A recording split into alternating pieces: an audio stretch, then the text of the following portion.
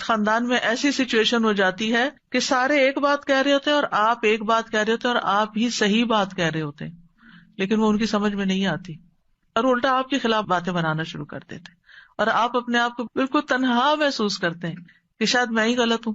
نہیں، آپ غلط نہیں ہوتے، لیکن ان کو آپ کی بات سمجھ نہیں آ رہی. تو وہ جو ایک تنہائی کا سا یا لونلی نیس کا یا ایک اکیلے پن کا احساس ہوتا ہے، کوئی بھی میرے ساتھ نہیں، کوئی بھی میرا ساتھ نہیں دے رہا، کوئی بھی میری مدد نہیں کر رہا، کوئی بھی مجھے سپورٹ نہیں دے گا، تو پھر دل نہیں ٹوٹنا چاہیے. کوئی بات نہیں، اللہ ہے نا، اللہ کافی ہے مجھے. اگر اللہ کی نظر میں میری یہ بات، میرا یہ فیصلہ، میرا یہ کام درست ہے تو مجھے کسی کی بھی پرواہ نہیں ہے. تو انسان غنی ہو جاتا ہے، اللہ اس کو بے پرواہ کر دیتا ہے، اللہ اس کے دل سے غم دور کر دیتا ہے، اللہ لوگوں کے چھوڑنے کا غم اس سے ہٹا دیتا ہے کہ کوئی بات نہیں.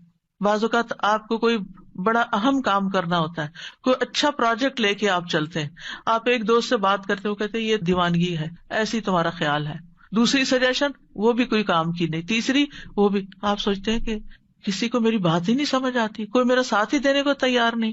ایسے تمام دل ٹوٹنے والے ٹائمز پر حسبی اللہ و نعم الوکیل، اگر میں ایک خیر کا کام لے کر چلی ہوں تو اللہ میری مدد کرنے والا ہے. کیونکہ ہم دیکھیے کہ دنیا میں بڑے کام صرف ان لوگوں نے کیے ہیں جن کا حوصلہ بلند ہوتا ہے، جن کا توکل پھر اللہ کی ذات پر ہوتا ہے کہ یہ ہوگا، اللہ کرے گا، کرنے والا اللہ ہے. میں طریقہ کروں گی، سبب اختیار کروں گی، محنت کروں گی، لیکن برکتیں اور رحمتیں تو اللہ ہی کی طرف، فضل تو اللہ کی طرف. اللہ ذو فضل عظیم، بڑا فضل تو اللہ کے پاس ہے. ہم لوگوں کے ہاتھوں کی طرف دیکھتے ہیں، لوگوں کے خزانے کی طرف دیکھتے ہیں، اصل خزانوں کا مالک کون ہے؟ اور ان لوگوں کا بھی مالک کون ہے؟ وہ بھی اللہ ہے. ان کے دل بھی اللہ کے ہاتھ میں، وہی انہیں توفیق دے گا تو خیر کے کام میں ساتھ دیں گے، نہیں تو نہیں دیں گے. تو کوئی بھی ایسا موقع جہاں آپ کے اپنے پیارے آپ کا ساتھ نہ دیں، وہاں بھی دل چھوٹا نہ کریں، وہاں بھی آپ کا دل نہیں ٹوٹنا چاہیے، کیونکہ اللہ آپ کے ساتھ ہے. تو فَإِن تَوَلَّوْا، اگر یہ منہ موڑ جائیں، آپ کا ساتھ نہ دیں، تو آپ حسبی اللہ کہیں، لا الہ الا ہو کہیں، علیہ توکلت کہیں، وہو رب العرش العظیم کہیں. ایک چھوٹی سی دعا کے اندر ہر پارٹ جو ہے اس کا بہت پاورفل ہے.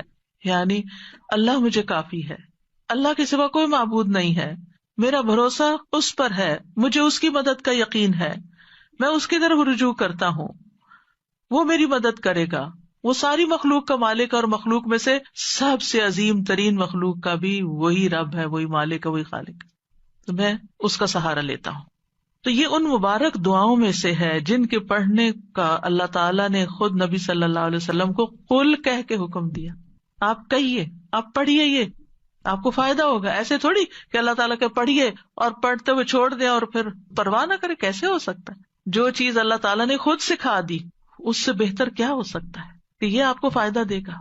آپ دیکھیے کہ بعض اوقات بہت ساری چیزیں انسان کو ڈراتی ہیں، فیوچر کا خوف ہوتا ہے، جادو کا، ٹونے کا، اس کا، وہ جن، شریر، دشمن، رات کا اندھیرا ڈراتا، پتہ نہیں کیا کیا چیزیں، یعنی بہت سی چیزیں خوف دلاتی ہیں انسان کو. تمہارا کیا بنے گا، تمہارا کوئی فیوچر نہیں، تمہارے بڑھاپے کا ساتھی کون ہوگا، تمہاری اولاد تمہیں نہیں پوچھتی، تمہارا شوہر تمہیں نہیں پوچھتا، تمہارے لیے رزق کا کوئی سبب نہیں. کئی چیزیں انسان کو شیطان ڈراتا رہتا ہے نا. ایسے سارے موقعوں پر حسبی اللہ، جب تک اللہ ہے نا میری زندگی میں، کسی چیز کی کمی نہیں، کیونکہ اسباب بھی وہ مہیا کرتا ہے، دعائیں بھی وہ قبول کرتا ہے، عبادت بھی اسی کے لیے ہے، اور وہ سب کچھ کر سکتا. کیا فکر کی ضرورت ہے؟ توکل کریں، بھروسہ کریں. ابو درداء کہتے ہیں کہ جو شخص یہ دعا صبح و شام 7 دفعہ پڑھے، اللہ تعالیٰ اسے تمام فکروں سے کافی ہو جاتا ہے، ساری فکر اس کی ختم ہو جاتی ہے. اور جب آپ پڑھیں نا تو اس طرح سوچ کے پڑھیں، حسبی اللہ لا الہ الا ہوا علیہ توکلت وہو رب العرش العظیم. جو بھی نیکی کا کام آپ کرنا چاہیں، کیونکہ کچھ لوگوں کا حال یہ ہوتا ہے جب ان سے کچھ بھی کہا جاتا نہیں کر لو، کہتے ہیں میں نہیں کر سکتا، آئی ڈونٹ تھنک کہ میں کس قابل ہوں، میں اس قابل نہیں، مجھ سے نہیں ہوگا، میرا نہیں خیال میں کر پاؤں گی، مجھے نہیں لگتا کہ میں یہ پڑھ پاؤں گی یا وہ کر لوں گی. ایسے جملے ہی زبان سے نہ نکالیں. اس وقت کیا کریں؟ اللہ کی مدد ہوگی تو انشاءاللہ میں کر لوں گی، اللہ میری مدد کرے گا. حسبی اللہ لا الہ الا اللہ اللہ ہے نا, اللہ کروائے گا. مشکل سے مشکل وقت, انہونی چیزیں, اور جب آپ کو اللہ کا سہارا مل جاتا ہے نا, آپ تنہا نہیں ہوتے. اور جب آپ تنہا نہیں ہوتے, اکیلے نہیں ہوتے, تو آپ کو غم ختم ہو جاتا ہے, آپ کی زندگی سے غم رخصت ہو جاتا ہے. ٹھیک ہے, قریب و مجیب. آپ یقین کریں, دل بھر کے کلمات پڑھے نا, مجھے تو اپنے سینے میں ایک ٹھنڈک محسوس ہوتی, یعنی فزیکل فیلنگ بھی میری بدل جاتی. وہ قریب ہے, اس سے زیادہ تو کوئی قریب ہمارے ہو ہی نہیں سکتا. ہم انسانوں کو قریب سمجھتے ہیں, نہیں, ان کی تو اپنی بہت سی مشکلات ہیں, وہ تو اپنے لیے بھی کافی نہیں ہے, ہمارے لیے کہاں ہوں گے.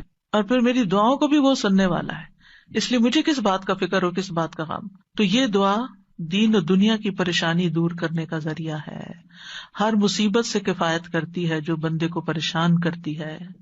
اسباب اختیار کرنے کے بعد اللہ پر بھروسہ کرنا ہی کامل توحید ہے. اللہ پر توکل کرنا اللہ کے کافی ہونے کا سبب ہے. اور یہ کلمہ توحید جو ہے نا, لا الہ الا ہو, اس کی بنا پر انسان کو دنیا اور آخرت میں نجات ملتی ہے. آخرت میں جنت کی کنجی بھی یہی ہے, توحید خالص. اور جب مشکل میں آپ نے سب کو چھوڑ دیا نا, صرف اللہ کو پکڑا, تو آپ کی توحید پکی ہو گئی. اور پھر آپ نے اس دعا میں توحید, توکل اور اللہ کے رب ہونے کا وسیلہ پکڑا. اور کبھی یہ دعا جو ہے طلب کی بجائے خبر کے صیغے میں بھی مانگی جاتی ہے, مطلب صرف اللہ کے بارے میں اچھا گمان اپنا رکھنے کو. تو یہ توکل ہے کیا چیز, تھوڑا سا اس پہ بات کر لیتے ہیں. توکل کا مطلب ہوتا ہے اپنی بے بسی کا اظہار کرنا اور اپنے علاوہ کسی دوسرے پر اعتماد کرنا. میں کمزور ہوں, میرے پاس کچھ نہیں, تو ہی سب کچھ ہے. اور دینی معنی میں توکل کیا ہوتا ہے, دنیا اور آخرت کے فوائد و نقصانات کے معاملے میں دل کا اللہ تعالی کی ذات پر اعتماد کرنا, اور یہ ایمان رکھنا کہ اللہ کے سوا کوئی عطا نہیں کر سکتا, نہ روک سکتا, نہ نقصان دے سکتا, نہ نفع دے سکتا, سب کچھ اسی کے اختیار میں. ابن الجوزی کہتے ہیں یہ اللہ پر بھروسہ کرتے ہوئے اللہ کی اچھی تدبیر کی بنا پر اپنے معاملے کو اللہ کے سپرد کر دینا ہے, اللہ پر اعتماد کرنا ہے. خرابی کہتے ہیں توکل یہ کہ اللہ سے اچھا گمان رکھا جائے کہ اللہ یہ کام کر دے گا. توکل اللہ کے وعدوں پر دل کا اطمینان ہوتا ہے. ابن تیمیہ کہتے ہیں اللہ پر توکل کرنا فرض ہے اور بڑے فرائض میں سے ہے, جیسا کہ اللہ کے لیے اخلاص اپنانا واجب ہے. اور اللہ نے کئی آیات میں توکل کرنے کا حکم دیا ہے. یہ وضو کرنے کے حکم غسل جنابت کے حکم سے بھی بڑا حکم ہے, اور اللہ نے اپنے علاوہ کسی اور پر توکل سے منع کیا. یعنی وضو کا حکم تو ایک دفعہ آیا نا, جنابت سے غسل کا حکم تو قرآن میں ایک دفعہ آیا, توکل کا حکم کئی دفعہ آیا. تو ہم وضو کا اہتمام تو ضرور کرتے ہیں, پاکیزہ ہونے کا اہتمام کرتے ہیں, لیکن جب توکل کی باری آتی ہے تو ہم فیل ہو جاتے ہیں, وہ ہمیں یاد نہیں رہتا. پھر سعید بن جبیر کہتے ہیں اللہ پر توکل کرنا ایمان کا خلاصہ ہے. ابو محمد سہل کہتے ہیں مقامات میں توکل سے زیادہ باعزت کوئی اور مقام نہیں. اللہ تعالیٰ اپنے نبی کو حکم دیتے ہیں فَتَوَكَّلْ عَلَى اللَّهِ إِنَّكَ عَلَى الْحَقِّ الْمُبِينِ, پورا کانفیڈینس دیا, آپ اللہ پہ بھروسہ کیجئے, آپ واضح حق پر ہیں, آپ سچ پر ہیں. ایک اور جگہ پر ہے وَتَوَكَّلْ عَلَى الْحَيِّ الَّذِي لَا يَمُوتُ وَسَبِّحْ بِحَمْدِهِ, اس زندہ ہستی پر بھروسہ کیجئے, یعنی اللہ پر جو نہیں مرے گا, اور اس کی حمد کے ساتھ تسبیح کیجئے. ہم کس پر بھروسہ کر رہے ہوتے ہیں؟ انسانوں پر جو کہ ختم ہو جانے والے. مومنوں کو حکم دیا وَعَلَى اللَّهِ فَلْيَتَوَكَّلِ الْمُتَوَكِّلُونَ, وہ توکل کرنے والوں کو اللہ پر توکل کرنا چاہیے. رب المشرق والمغرب لا الہ الا هو فاتخذہ وکیلا, مشرق اور مغرب کا رب ہے, اس کے سوا کوئی معبود نہیں, سو اسی کو کارساز بناؤ, اس کو اپنا کام درست کرنے والا سمجھو. توکل اللہ پر ایمان ہونے کی علامت ہے. توکل وہی کر سکتا ہے جس کا اللہ پر ایمان ہو. جس کے پاس ایمان نہیں اس کا توکل بھی نہیں ہوتا.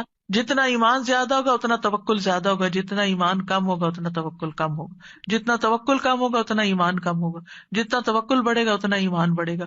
دونوں لازم ملزوم ساتھ ساتھ بڑھتے جاتے ہیں. یہ اسلام لانے کا تقاضا ہے. موسیٰ علیہ السلام نے کہا میری قوم ان کنتم آمنتم باللہ فعلیہ توکلوا ان کنتم مسلمین, اگر مسلمان ہو نا تو پھر دشمن سے نہیں ڈرو, اللہ سے ڈرو, اللہ پہ بھروسہ کرو, کیونکہ نفع نقصان کا مالک تو صرف وہ ہے.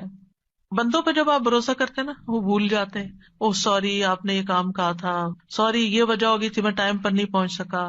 کئی مشکلات ان کی زندگی میں ہوتی ہیں, وہ خود بھی نہیں رہتے. لیکن اگر آپ اللہ پہ بھروسہ کرتے ہیں تو اللہ تعالیٰ کو ہمیشہ ہے, ہمیشہ رہے گا, اور وہ ہمیشہ مدد کر سکتا ہے.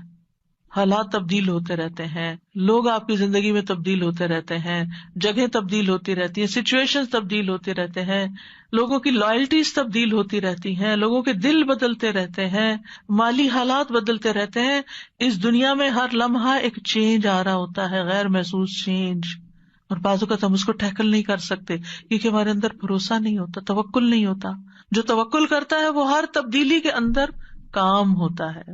موسم بدل رہا ہے، کوئی بات نہیں، کوئی بھی چیز پسند کے خلاف، کوئی بات نہیں، سب ٹھیک ہو جائے گا.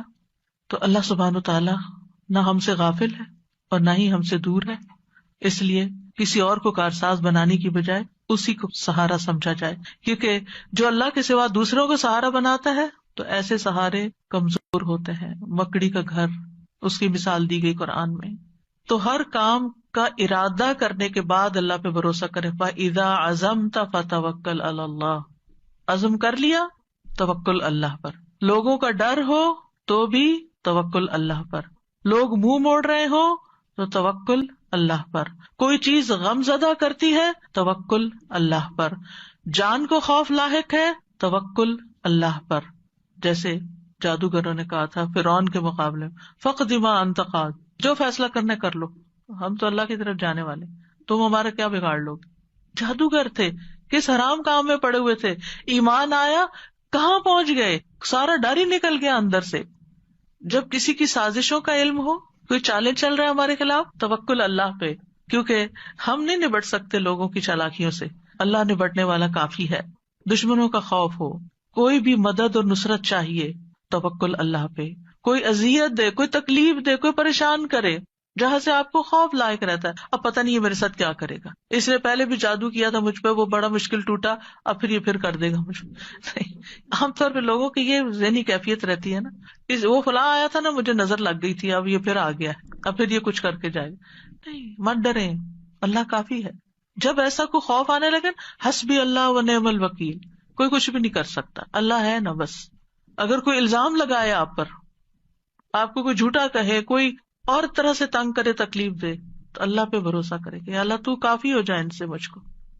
پھر اسی طرح بعض اوقات انسان کو کچھ کمپرومائز کرنے پڑتے ہیں، کسی کے ساتھ صلح کرنی پڑتی ہے، کچھ اپنے حق چھوڑنے پڑتے ہیں.